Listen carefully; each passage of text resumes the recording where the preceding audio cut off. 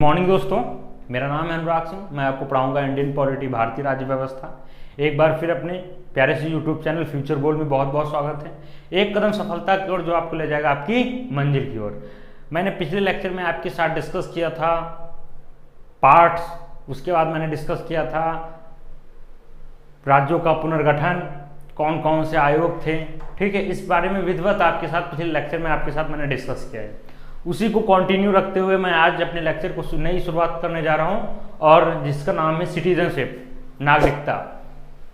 ये कहां से, कौन से आर्टिकल के अंडर में आता है? तो आर्टिकल 5 to 11। ठीक है, तो क्या है देखेंगे और समझेंगे।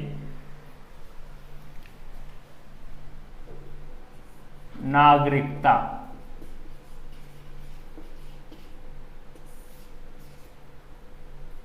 ठीक है।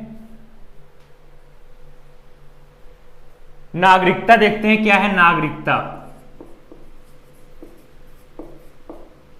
ये मेरा टॉपिक है आज का। और सिटीजनशिप,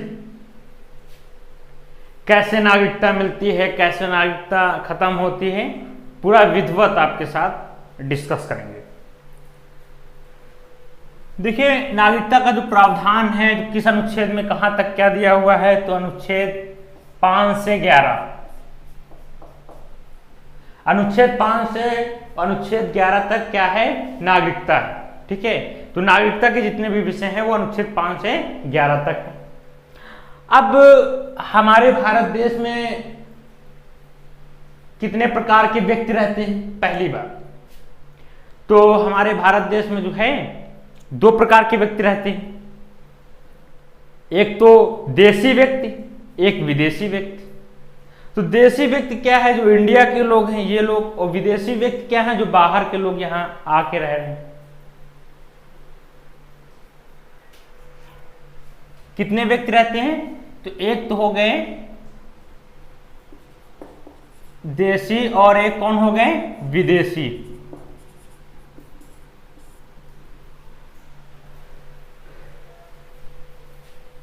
ये 2 प्रकार के व्यक्ति रहते हैं। मैं पहले बात करूंगा नागरिकता होती कितने प्रकार की। क्वेश्चन यहां से पूछा जा सकता है कि नागरिकता कितने प्रकार की होती है, तो आपको बताना है नागरिकता कितने प्रकार की होती है। 2 प्रकार की नागरिकता होती है। कौन कौन सी होती है? एक चार्ट फ्लो के माध्यम से समझते हैं। एक तो हो गई एकल नागरिकता, और कौन सी एक हो गई? दोहरी नागरिकता। एक हो गई एकल नागरिकता, एक आपकी हो गई दोहरी नागरिकता।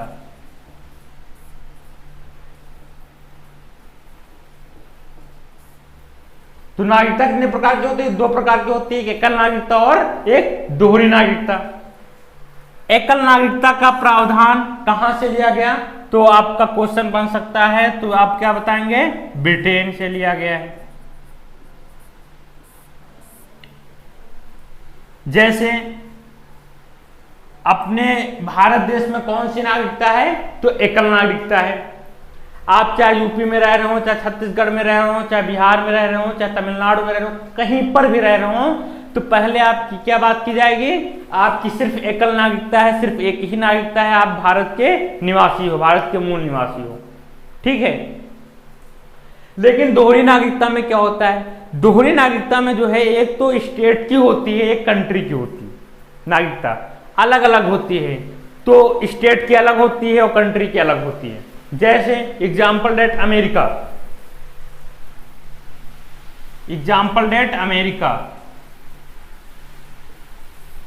तो अमेरिका में जो व्यक्ति रह रहे हैं उनकी 2 नागरिकता है। कौन कौन सी? एक जहां वो रह रहे हैं उसकी नागरिकता, एक जो पूरी कंट्री की नागरिकता वो। तो दोहरी नागरिकता का प्रावधान कहां है? अमेरिका में। लेकिन हमारे इंडिया में एकल नागरिकता है। एकल नागरिकता का प्रावधान कहां से लिया गया है? ब्रिटेन से लिया गया है। ठीक है। अब question most important, one day exam में क्वेश्चन पूछा जा सकता है कि एकल नागरिकता का प्रावधान कहां से लिया गया। तो आपको क्या बताना है? एकल नागरिकता का प्रावधान ब्रिटेन से लिया गया है। ठीक है। अब ये चीज आपने समझी। अब जो हमारे देश में, जो हमारे भारत देश में दो प्रकार के जो व्यक्ति रह रहे हैं, एक जो इंडियंस रह रहे हैं और एक कौन से रह रहे हैं, विदेशी, फॉरेन के लोग। तो कुछ अधिकार जो है उनको दिए गए, सारे अधिकार नहीं दिए गए हैं। सारे अधिकार किसको मिले हैं, जो भारत के मूल निवासी हैं, ठीक है, जो इंडियंस हैं, तो उनको सारे अधिकार दिए हुए हैं। जैसे कुछ मोस्ट इंपॉर्टेंट जैसे हैं अधिकार जो सिर्फ भारत के निवासी को ही मिलेंगे। जैसे एग्जाम्पल डेट आपको बता दें, 15, 16, 19, 29, 30, ठीक है, 15, 16, 29, 21, 15 किसी भी व्यक्ति के साथ जात, लिंग, किसी के साथ आप भेदभाव नहीं कर सकते हो। समता का अधिकार 19, आर्टिकल 19, ये सब जितने आर्टिकल हैं, article 15, article 16, article 19, article 29, article 30, 15, 16, 19, 29, 30, ये विधिवत डिस्कस आपके साथ फंडामेंटल राइट में करेंगे। जो आपका फंडामेंटल राइट कहां से कहां तक है, तो 12 से 35 तक है। किस अनुच्छेद में है, तो अनुच्छेद 12 से अनुच्छेद 35 तक। किस भाग में है, तो आपका पार्ट 3 फंडामेंटल राइट। ये आगे विधिवत डिस्कस करेंगे, एक एक आर्टिकल, आर्टिकल 15 में क्या है, आर्टिकल 16 में क्या है, आर्टिकल 19 में क्या है, एक एक आपके साथ डिस्कस करेंगे। लेकिन यहाँ एग्जाम पॉइंट ऑफ व्यू से थोड़ा आपको समझाने के लिए मैं आपको यहाँ पे समझा रहा हूँ कि आर्टिकल 5 to 11 का क्वेश्चन पूछा जा सकता है कि हमारे भारत के नागरिकों को ऐसे कौन से अधिकार हैं जो अन्य लोगों को नहीं दिए जा सकते हैं। तो 15, 16, 19, 29, 30, ठीक है, ये बहुत ही मोस्ट इंपॉर्टेंट आर्टिकल्स है, ठीक है। अब तो पहले आपको बताया ब्रिटेन है जैसे, तो उसमें क्या है, एकल नागरिकता है। इंडिया क्या है, एकल नागरिकता है, ठीक है। लेकिन दोहरी नागरिकता क्या है, अमेरिका है। एग्जाम्पल दैट हमारे यहाँ पे जो एक विदेशी मित्र भी रहते हैं, एक शत्रु मित्र भी रहते हैं। जैसे एग्जाम्पल दैट विदेशी मित्र अपना कौन है, तो अपना विदेशी मित्र कौन सा है, तो रसिया है, रूस है। अगर आपसे पूछा जाए शत्रु मित्र आपके कंट्री का कौन है, तो बताया जा सकता है पाकिस्तान है, चाइना है। तो चाइना तो है ही, क्योंकि कोविड-19 की वजह से और ज्यादा दुश्मन हो गया। पहले दुश्मन था ही, प्लस इससे ज्यादा और हो गया। पाकिस्तान तो आप जानते हो जल विवाद को लेकर के तमाम डिस्प्यूट होते रहते हैं, बॉर्डर को लेकर डिस्प्यूट होते रहते हैं, ठीक है। तो वो अलग जब डिस्कस करेंगे, एक अलग जैसे इंडो पाकिस्तान, इंडो चाइना, ठीक है, तो वो एक अलग जब टॉपिक डिस्कस करेंगे पूरा, तो उसमें आपको विधिवत समझाएंगे क्या रीजन है, किस वजह से दिक्कतें हो रही हैं, किस वजह से आपस में नहीं समझौता हो पा रहा, क्या रीजन है, वो आगे लेक्चर में डिस्कस करेंगे। लेकिन यहाँ आपको जितना वनडे एग्जाम में आपके लिए जरूरत है, जितना आपको एग्जाम में पूछा जाता है, मैं उतना आपको बताऊंगा, ठीक है। अब आर्टिकल 15 में क्या है डिस्कस करेंगे, आर्टिकल 5 to 11, एक एक आर्टिकल को देखेंगे। तो आर्टिकल 5 में क्या है, अनुच्छेद 5 में क्या है, संविधान के प्रारंभ में नागरिकता के प्रावधान। संविधान के प्रारंभ में नागरिकता के प्रावधान दिए हुए हैं, ठीक है। आर्टिकल 16 में क्या दिया हुआ है, तो पाकिस्तान से भारत आए, मतलब जो पाकिस्तान से भारत में आए उनको नागरिकता देने का प्रावधान दिया हुआ है, ठीक है।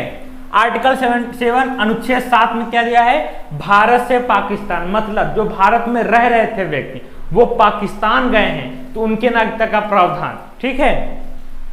अनुच्छेद 8 में क्या दिया हुआ है, भारतीय मूल के व्यक्ति जो यहां पे रह रहे थे लेकिन वो लोग विदेश में रहते हैं, ठीक है, उनके बाबा दादी मामा नानी वो लोग कहाँ रह रहे थे, भारत में रह रहे थे, लेकिन अब वो लोग विदेश में रह, तो भारतीय मूल के व्यक्ति थे वो लोग, ठीक है। आर्टिकल 9 क्या कह रहा है, तो यहाँ आर्टिकल 9 नागरिकता की समाप्ति, नागरिकता की समाप्त हो जाएगी। तो नागरिकता की समाप्ति के प्रावधान कहाँ पे दिए हुए हैं, तो आर्टिकल 9 में दिए हैं, मतलब अनुच्छेद 9 में दिए हैं। अनुच्छेद 10 क्या है, तो नागरिकता का बना रहना, ठीक है, नागरिकता का बना रहना, जैसे कोई भी नागरिकता आप जैसे जन्म से, वंश से, ठीक है, या पंजीकरण से, इस प्रकार से नागरिकता का बना रहना आर्टिकल 10 में दिया हुआ है। आर्टिकल 11 क्या कहता है? आर्टिकल 11 क्या कहता है? संसद के नागरिकता के संबंध में नियम, जैसे 1955, तो ये बनाया गया था 1955। तो नागरिकता को जो नियम बनाने का अधिकार है वो किसको है? संविधान मतलब संसद को है। समझ रहे हो ना? क्योंकि जब कोई नागरिकता पर कोई कानून बनाया जाएगा वो कौन बनाएगी? वो संसद बनाएगी। ठीक है। अब ये आपने देखे article 5, article 6, article 7, article 8, article 9, article 10, article 11। ठीक है। तो आपने देखा अनुच्छेद 5 में क्या दिया हुआ है? तो संविधान के प्रारंभ में नागरिकता के प्रावधान दिए हुए हैं। फिर मैंने बताया अनुच्छेद 6 में क्या दिया हुआ है? तो पाकिस्तान से भारत में आए व्यक्तियों का नागरिकता देने की बात की गई है। और आर्टिकल 7 अनुच्छेद 7 में क्या दिया हुआ है? भारत से जो पाकिस्तान गए हैं उनकी नागरिकता का प्रावधान यहाँ पे दिया हुआ है। फिर अनुच्छेद 8 में क्या है? भारतीय मूल के व्यक्ति, मतलब दादी बाबा तो यहाँ रह रहे थे लेकिन उनके जो बच्चे हैं वो अब कहीं विदेश में रह रहे हैं, तो ये क्या हुआ? भारतीय मूल के व्यक्ति हैं। अनुच्छेद 9 में बताया नागरिकता की समाप्त हो जाती है, वो अभी हम डिस्कस बताएंगे कैसे नागरिकता की समाप्त होती है, लेकिन नागरिकता की समाप्त का प्रावधान कहाँ पे है? तो अनुच्छेद 9 में है। अनुच्छेद 10 नागरिकता का बना रहना। ठीक है। और अनुच्छेद 11 क्या है? अगर कोई नागरिकता, मतलब इन 5 से लेके 10 जो ये अनुच्छेद हैं इनमें जो परिवर्तन करना होता है, इनमें जो संसद में जो संबद्ध नियम बनाने होते हैं वो किसमें दिया हुआ है? आर्टिकल 11 अनुच्छेद 11 में। अब यहां से क्वेश्चन पूछा जा सकता है कि बताइए जो पाकिस्तान से भारत आए हैं उनके नागरिकता का प्रावधान किस अनुच्छेद में है? तो आपको बताना है अनुच्छेद 6 में। तो भारत में कौन सी नागरिकता का प्रावधान दिया हुआ? तो एकल नागरिकता का प्रावधान दिया है। एकल नागरिकता कहां से ली गई है? किस भारत के संविधान से ली गई है? तो ब्रिटेन के संविधान से ली गई है। ठीक है। इतना मैंने आपके साथ डिस्कस किया। मानो जैसे एग्जाम्पल डायरेक्ट मैं आपको बता दूं कि अगर आपकी नागरिकता भारत में कैसे होगी? अगर मान लो आप यहां से रह रहे हैं जन्म से, ठीक है, तो एक तो वो नागरिकता मिल जाएगी। और अगर वंश से आपके पिताजी यहाँ रहते हैं, पिताजी आपके बाबा जी यहीं रहते हैं और उनके पिताजी मतलब आपके परबाबा यहीं रहते हैं, तो ये वंश के हिसाब से चलता आता है, तो यहाँ नागरिकता का प्रावधान है। फिर एक होता है रजिस्ट्रेशन, पंजीकरण से। मान लो कि कोई व्यक्ति हो वो विदेशी महिला से शादी कर ले। अब विदेशी महिला से जब शादी कर लेगी तो विदेशी महिला जब भारत आएगी तो उसको रजिस्ट्रेशन कराना पड़ेगा। ठीक है। और उसके बाद किसी प्रकार से वो नागरिकता का हो सकता है, नागरिक ले सकता है। अब एक एग्जाम्पल के बता दें आपको कि अगर मान लो कोई एरोप्लेन आपके भारत से उड़ा और कोई कपल या किसी मैरिड लोग उस में सवारी करके कहीं बाहर जा रहे हैं, मान लो अमेरिका जा रहे हैं। अब भारत से एरोप्लेन उड़ा तो कहीं पर अगर बच्चे का जन्म होता है तो वो कहां का माना जाएगा? तो भारत का माना जाएगा। तो उसको नागरिकता कहां मिलेगी? भारत की नागरिकता मिलेगी। उस बच्चे को कहां की नागरिकता मिलेगी? भारत की मिलेगी। ठीक है। ठीक है। अगर वो उतर जाता है, अगर वहां पर किसी बच्चे का जन्म होता है अमेरिका में, तो नागरिकता कहां मिलेगी? अमेरिका की मिलेगी। दूसरी बात, अगर मान लो कोई विदेशी लड़की है और कोई आपके भारत का कोई लड़का है, ठीक है, भारत का कोई लड़का और विदेशी लड़की है। अब किसी विदेशी लड़की से और भारत के साथ अगर संबंध हो जाए, अगर मान लो शादी कर लाया और शादी करने के बाद अपने भारत देश में आ गए, तो उनको नागरिकता कहाँ की मिलेगी? उनको रजिस्ट्रेशन कराना पड़ेगा। ठीक है। अपनी वाइफ का, जो विदेशी लड़की है उसका रजिस्ट्रेशन कराना पड़ेगा, तब वो जो है भारत की नागरिक हो पाएगी। ठीक है। मान लो अगर कोई विदेशी लड़का है और अपनी भारतीय महिला के साथ बिना शादी किए वो संबंध कहाँ की मिलेगी? अगर मान लो कोई अगर उस ऑब्जेक्टिव अगर वो महिला जन्म देती है बच्चे को, अगर बच्चे को जन्म देगी तो उसको नागरिकता कहाँ की मिलेगी? तो उसको नागरिकता मिलेगी भारत की। समझ रहे हो ना? शादी ना होने से पहले की मैं बात बता रहा हूं। ठीक है। अगर भारतीय महिला है और कोई विदेशी आदमी, ठीक है, वो लोग संबंध बनाते हैं, तो जो वहां से बच्चा जन्मेगा तो उस बच्चे को जो नागरिकता दी जाएगी वो कहाँ की दी जाएगी, वो भारत की नागरिकता दी जाएगी। ठीक है। और दूसरी बात मैं आपको बता दूं कि बहुत से ऐसे लोग हैं जो मतलब भारत से जा करके विदेश में शादी कर लिए और विदेश में रहने लगे। तो जब विदेश में रहने लगे तो वो लोग विदेश की नागरिकता अडॉप्ट कर ली और भारत की नागरिकता छोड़ दी। कुछ लोग ऐसे भी हैं जो विदेश से होकर के यहाँ भारत आए हैं और भारत में रहने लगे। ठीक है, वो रजिस्ट्रेशन के अनुसार यहाँ पे अपनी नागरिकता ले ली। और नागरिकता और कोई नहीं दे सकता है। ठीक है, जो नियम है उसी के तहत आपको नागरिकता मिलेगी। ठीक है। और एग्जाम्पल डेट में आपको बता दूं, अगर कोई राष्ट्राध्यक्ष किसी विदेशी लोगों को, जैसे मान लो कोई यात्रा पे आता, किसी यात्रा को आमंत्रित करते हैं राष्ट्राध्यक्ष जी। ठीक है, तो अगर कोई आएगा अपने भारत देश में, ठीक है, यात्रा के दौरान अगर चाहते हैं वो लोग, तो ऐसा होता भी है कि मतलब जैसे आप नाम ने सुना होगा नेल्सन मंडेला का। तो जब ये लोग आए थे मतलब यात्रा पर भारत की, तो इनको क्या दिया गया था, भारत रत्न के उपाधि दी गई थी और भारत की नागरिकता से इन्हें सम्मानित किया गया था। ठीक है। अब इसी के साथ बता दें कि जैसे कोई सांस्कृतिक विश्व में अगर कोई इसकी प्रासंगिक मतलब कोई अच्छा चेहरा है तो उनको भी, जैसे अमिताभ बच्चन को 60 देशों की नागरिकता मिली हुई है। ठीक है। और आपने देखा होगा कि दलाई लामा जो भाग कर आए थे तो उनको राजनीतिक शरणार्थी दी गए थे। ठीक है, शरण दिया गया था। तो इस प्रकार से जैसे मान लो कोई विदेशी राज्य को अपने भारत में मिला लिया गया तो उसकी नागरिकता अब भारत की नागरिकता उनको दे दी जाएगी। ठीक है, तो इस प्रकार से नागरिकता देने का प्रावधान दिया हुआ है।